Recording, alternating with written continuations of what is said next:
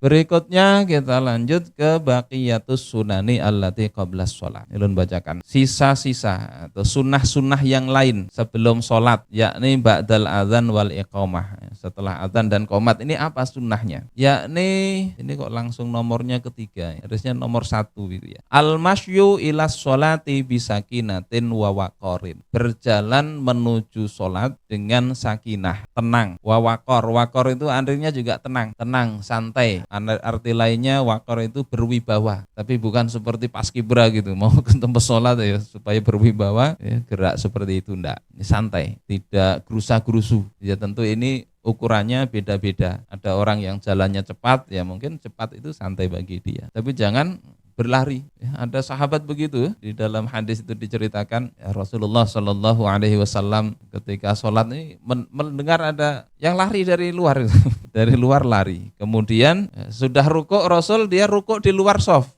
Kemudian sambil rukuk jalan supaya dapat dapat 1 rakaat maka rukuk dulu. Allahu Akbar. Takbiratul ihram rukuk ya di luar shaf, kemudian baru jalan ya, kalau cuma enggak banyak gerakan kan enggak batal. Oleh Rasul enggak dimarahi tapi didoakan. Didoakan. Mestinya pelan-pelan. Ya terlambat sedikit enggak apa-apa, masbuk enggak apa-apa. Karena ada ilmunya tentang masbuk, tapi afdolnya ya dipersiapkan sebelum itu. Kemudian ad-du'a'u ba'dal adzan wal iqamah. Ini sudah kita bahas, sunnahnya berdoa setelah azan dan qomat. Kemudian al-mubadaratu ilal istighal bi asbabis shalah fi awalil waqt. Bersegera untuk menyibukkan diri dengan sebab-sebab sholat di awal waktu. Ini kalau dia kerja swasta yang kerja sendiri jadi bos misalnya, dengar azan ya segeralah. Tapi kalau dia punya akad kerja, kadang kita agak sulit, masih ngajar di depan siswa, azan, jamnya belum jam azan. Nah kalau seperti ini bisa ya utamakan akad mengajar atau belajar. Bagus lagi kalau bisa disetting jam sholat, jam azan itu jam istirahat sebelumnya sehingga bisa memenuhi hak tersebut. Jadi bagusnya setelah azan itu ya siapkan, segera berwudu berangkat. Bagus lagi ada yang sebelum waktunya itu sudah disiapkan. Ada kisah ulama begitu, ditanya kenapa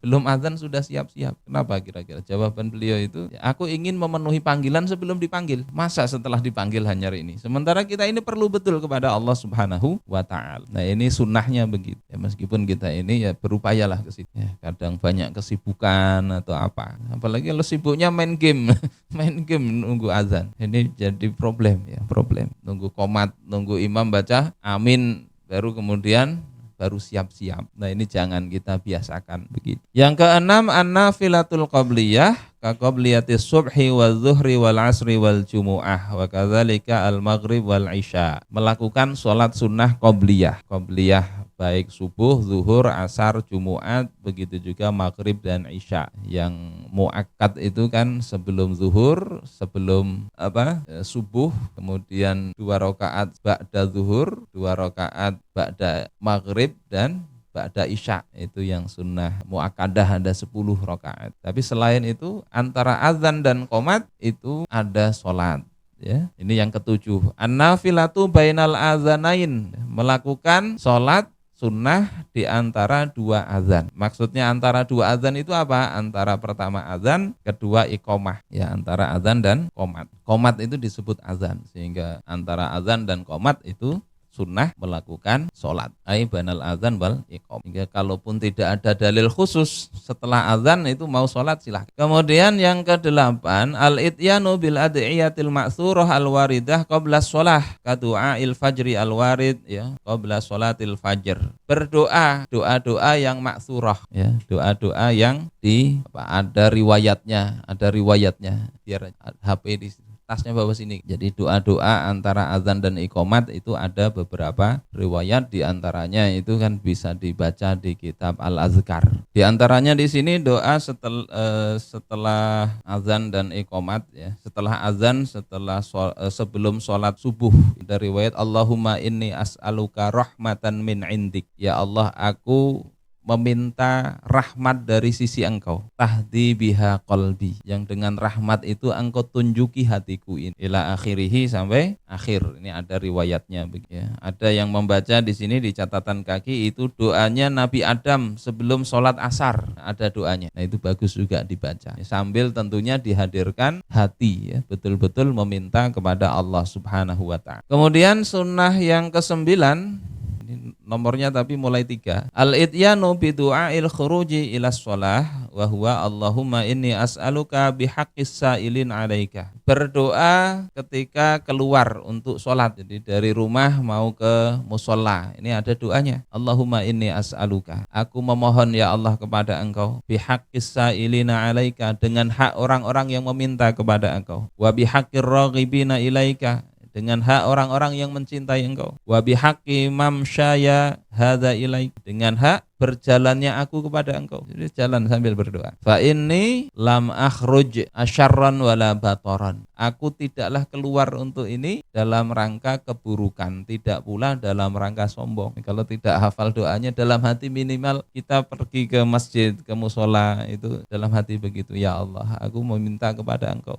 Aku bukan karena sombong, bukan karena keburukan ini melangkah kepada engkau. Wala riya'an wala sum'ah, tidak ingin dilihat orang, tidak ingin didengar orang. Bukan karena itu aku datang ini. Bal kharajtu ittiqa'a sakhatika wabtigha'a mardatik. Tetapi aku keluar ini karena bertakwa kepada engkau, karena takut akan murka engkau dan mengharap ridha engkau. Dalam hati hadirkan itu kalau tidak hafal doanya atau bahasa Indonesia. Tapi doa yang ada riwayatnya ini. Fa as'aluka an tu'idhani minan nar wa tudkhilanil jannata bi rahmatika ya arhamar rahimin. Maka aku mohon kepada engkau ya Allah untuk menghindarkanku dari api neraka dan memasukkanku ke dalam surga dengan rahmat engkau, wahai Zat yang maha pengasih dari yang pengasih. Ini doa tentang berjalan ke masjid. Berikutnya al-qiyamu ila shalah ba'dal intihai minal iqamah. Berdiri untuk sholat setelah berakhir iqamah. Ini kadang sering kita lihat di kitab Al-Mu'tamad fil Fiqh Syafi'i juga sama, yakni berdirinya itu mestinya selesai qomat. Ketika kita duduk itu dengerin qomat selesai, baru sunnahnya berdiri setelah itu ya, baca doa ya. Waqila, dan dikatakan, artinya memang ada pendapat juga ya. Ma'a qaulihi qad qamatis shalah. Berdirinya itu berbarengan dengan qad qamatis shalah, maka berdiri. Ada riwayat begitu. Kada usah dihuwalakan, yang penting waktu sholat berdirilah. Mau ngambil yang di kitab Al-Mu'tamad berarti selesai qomat baru berdiri. Tapi kalau sebagian kalangan juga ada yang berdiri dulu baru qomat. Ya, ada juga begitu, Allahu a'lam. Belum ketemu bacaannya kalau itu ya. Kemudian berikutnya taswiyatus sufuf, meluruskan shaf. Kemarin sudah kita bahas juga. Mestinya shaf pertama ini diluruskan, diutamakan. Rebutan mestinya. Andai tahu keutamaan shaf pertama, orang tentunya akan minta diundi aja lah untuk bisa berdiri di shaf pertama daripada berkelahi rebutan shaf pertama. Ini penting saya sampaikan juga, bukan hanya sholat biasa, sholat Jumat nih kadang di beberapa masjid ini sukanya dibuncu-buncu ya, sehingga di tengah ini kosong kadang. Nanti begitu mau sholat itu baru gerutu ke depan, nah, sudah tinggalan ngatur shaf. Apalagi imamnya misalnya tidak melihat sudah rapi atau belum. Ini perlu diperhatikan betul. Meskipun ini tidak wajib, tapi tadi tidak wajib ini bukan berarti boleh kita anggap remeh. Kemudian saddul furoji wa taharri as-shalah fi shaffil awal, menutup celah ketika ada shaf kosong, maka hendaklah diisi. Ini sunnah yang kadang tidak diperhatikan. Aku di sini aja jar. Kenapa? Parak AC di depan kosong. Ini kan gitu. Hendak bersandar dekat tiang, rebutan dekat tiang. Padahal mestinya rebutan shaf pertama. Ya. Kita misalnya ada rumah di komplek yang bagus, rumahnya besar bagus, dengan rumah tipe RSS yang sudah bangunannya kualitasnya rendah, kemudian kecil, tempatnya tidak strategis. Kalau disuruh milih mana kita? Pasti milih yang bagus. Kadang asal sama aja ini rumah juga aja. Kita untuk urusan dunia aja kadang begitu. Perhatian betul, ini yang bagus, ini yang kada sama aja jar sama rumahnya. Kasih ada mobil, satunya Fortuner, satunya 25 juta per hari itu sewanya Alphard. ya. Alphard, ada Pajero, ada Fortuner. Sama aja mobil jar, pilih yang Avanza aja misalnya. Kita ini kan begitu dalam beribadah kadang ya. Untuk urusan-urusan, padahal ini Nabi jelaskan keutamaannya luar biasa. Andai mereka itu mendapatkannya harus berkelahi, mestinya berkelahi untuk soft ini. Tapi enggak, kita ini enggak. Urusan dunia kita begitu semangat, urusan fadilah ini kita kadang sembarangan. Sah aja yang penting ya. Mudah-mudahan Allah jadikan kita belajar sunnah azan, sunnah sholat ini bukan untuk kita gampang. Jadi ada soft kosong isi. Yang jadi masalah kadang mau mengisi kadang nyaman sajadah orang itu.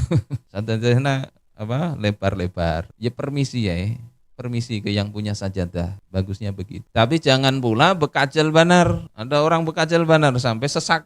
Ya, apalagi kalau orangnya lamak ya, nanti pas hendak duduk ngalih sehingga yang biasa aja lah biasa. Jangan ini masih kosong, tidak muat satu orang akhirnya dikajali, yang orangnya jadi mundur ke belakang.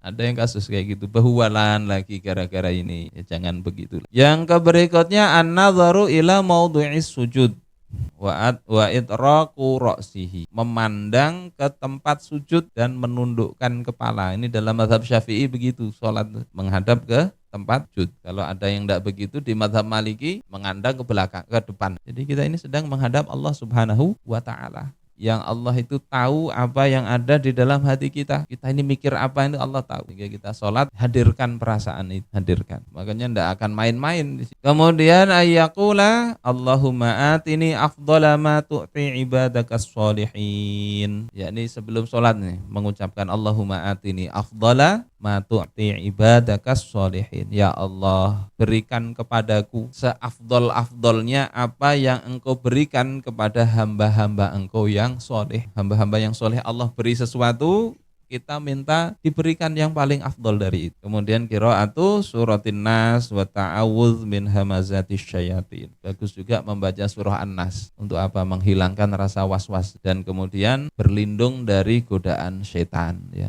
Rabbi a'udzubika min hamazatis syayatin wa a'udzubika rabbi ayyahdurun. Baca itu juga bagus. Kemudian at-tafriqah baina qadamaihi biqadri shibrin lidzakari wa ghairuhu bi merenggangkan kaki sekitar sejengkal. Jadi posisi berdirinya itu jangan terlalu seperti orang masang kuda-kuda karate. Karena ingin supaya softnya rapat jadi pakai kuda-kuda begitu, enggak. Ya cukup sejengkal. Tapi kadang juga diukuri lah. Diukuri ini, wah ini kamu kurang ya. Jengkalnya itu orang beda-beda. Kalau posturnya tinggi ya lebih lagi. Posturnya besar mungkin harus lebih lebar. Ini kan sekedar sekira berdirinya itu ya mantap. Kemudian as-siwak. Nah ini bersiwak lagi. Wal aula ayyakuna minal araq al munaddah bilma. Yang utama itu dari kayu arok, biasa jamaah haji bawa pulang itu afdolnya itu. Ini di mazhab Syafi'i ya. Kalau di mazhab yang lain sebagian siwak itu waktu wudu aja, bukan waktu mau sholat. Wa yataharra fihi al munadda bil ma.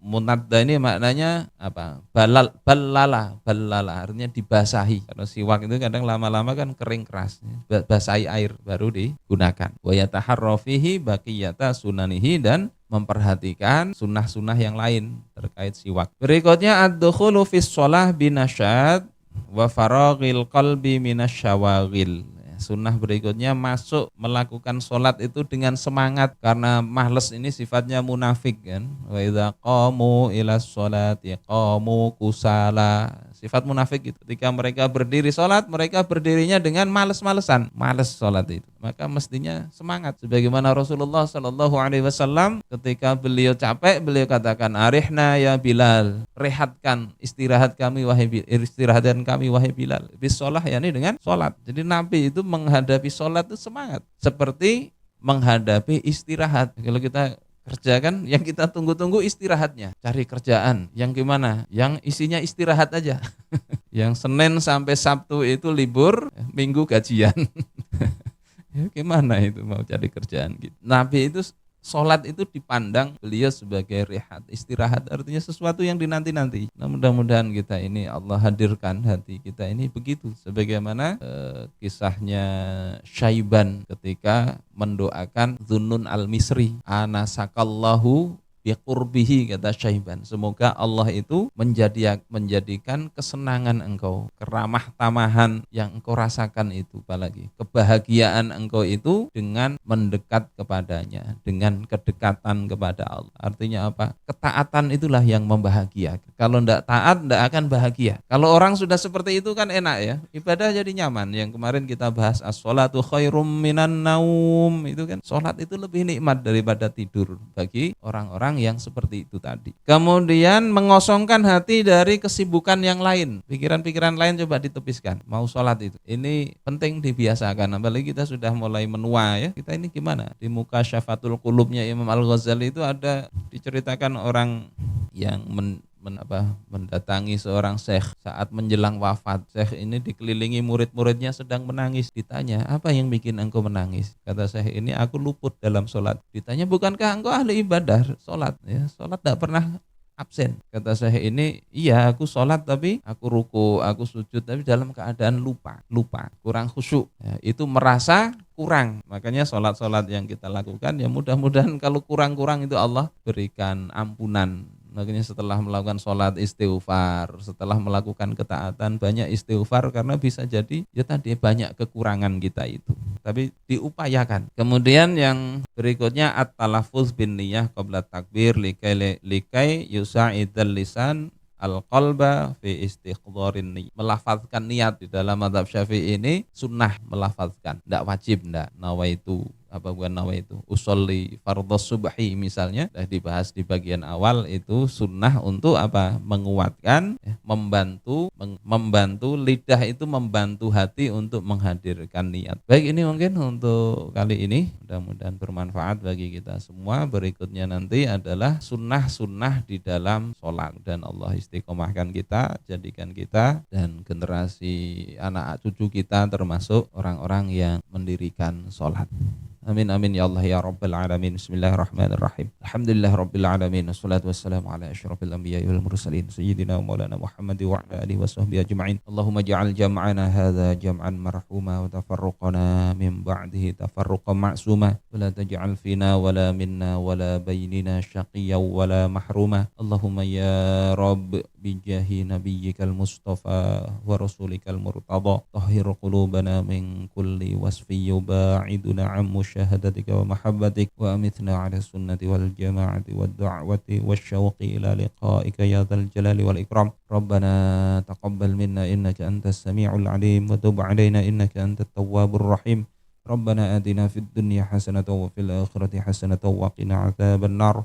Wa sallallahu ala sayyidina Muhammad wa ala alihi wa sahbihi wasallam bi fadlik subhana rabbika rabbil izzati amma yasifun wa salamun alal mursalin walhamdulillahi rabbil alamin. Subhanakallahumma bihamdika asyhadu an la ilaha illa anta astaghfiruka wa atubu ilaik. Assalamualaikum warahmatullahi wabarakatuh.